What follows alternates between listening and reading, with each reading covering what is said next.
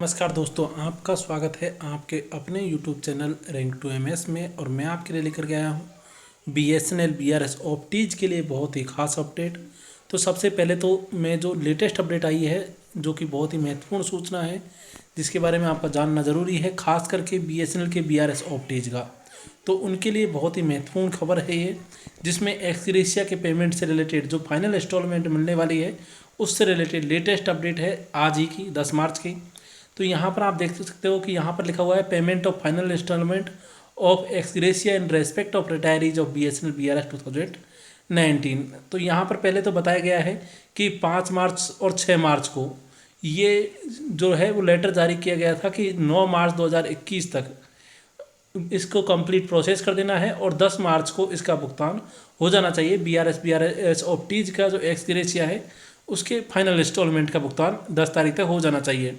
हालांकि मॉर्निंग में आज सुबह 11 बजे ये ऑब्जर्व किया गया कि किसी भी सर्कल के द्वारा इसको कंप्लीट नहीं किया गया है इस टाइमलाइन को, और यही वजह थी कि उन्होंने इसमें एक मुद्दा शामिल किया कि हॉलीडे और स्ट्राइक काफ़ी सारी रही 11 मार्च से लेकर के 16 मार्च तक।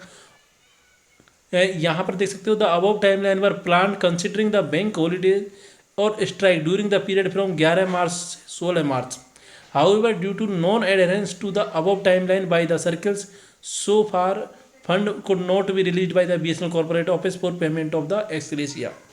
तो आपको पता है कि 11 मार्च से 16 मार्च के बीच में जो बैंक हॉलीडे हैं और स्ट्राइक भी है, जैसे महाशिवरात्रि है और अन्य छुट्टियां भी पड़ रही हैं संडे सैटरडे की।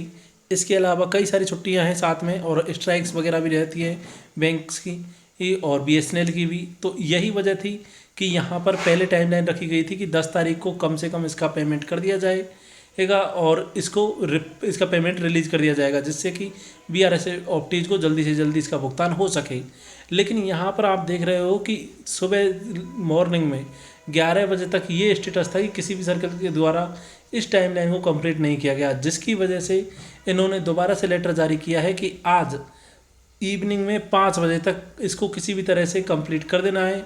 और अगर ये कंप्लीट नहीं होता है, ERP के थ्रू प्रोसेस नहीं हो पाता है आज शाम को 5 बजे तक, तो ये कंसर्न सर्कल की जिम्मेदारी होगी।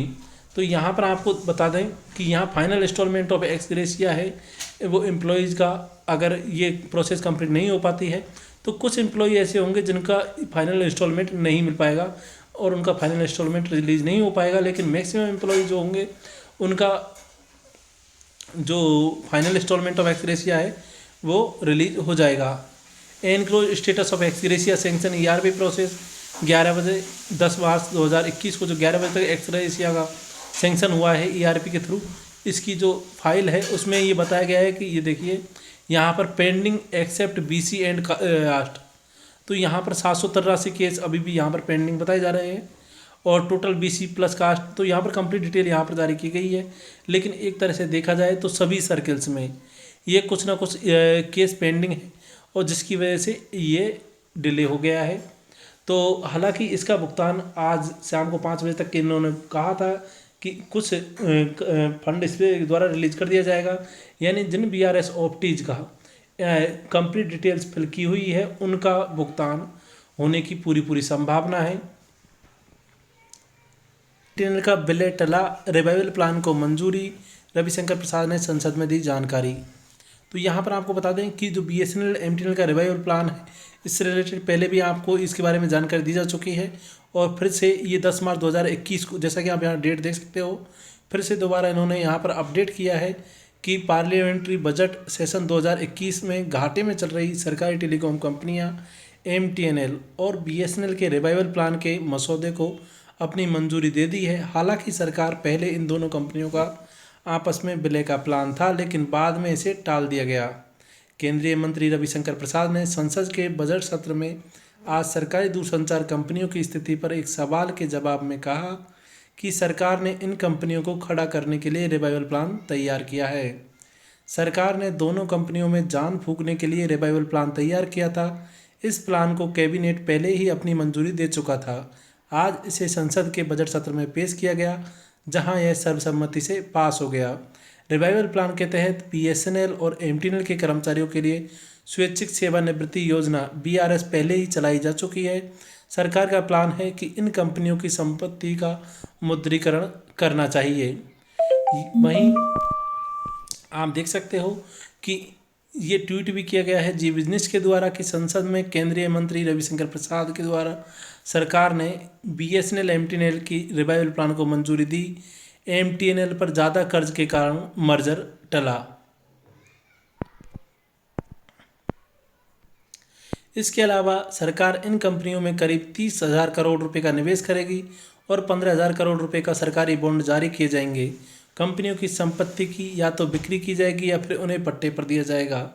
कर्ज में डूबी दोनों कंपनियां। टेलीकॉम क्रांति की दुनिया में जहां तमाम प्राइवेट कंपनियों के साम्राज्य पर लगातार विस्तार हो रहा है, वहीं सरकारी टेलीकॉम कंपनियां MTNL और BSNL पर कर्ज का बोझ बढ़ता ही जा रहा है। बताया जा रहा है कि BSNL के ऊपर करीब 90,000 करोड़ रुपए और MTNL के ऊपर करीब 30,000 करोड़ रुपए की देनदारियां हैं। यही वजह है कि मिसमैच हो रही है या यहाँ पर फंड, और उसकी वजह से इनका BSNL और MTNL का मर्जर अभी टाला जा रहा है। राज्यसभा में DA को लेकर के जो क्वेश्चंस पूछे गए थे उनके बारे में हम यहाँ पर चर्चा करते हैं। यहाँ पर क्वेश्चन पूछा गया था कि will the minister of finance be pleased to state whether freezing of DA to central government employee or pensioners till July 2021 has subjected them to undue hardship.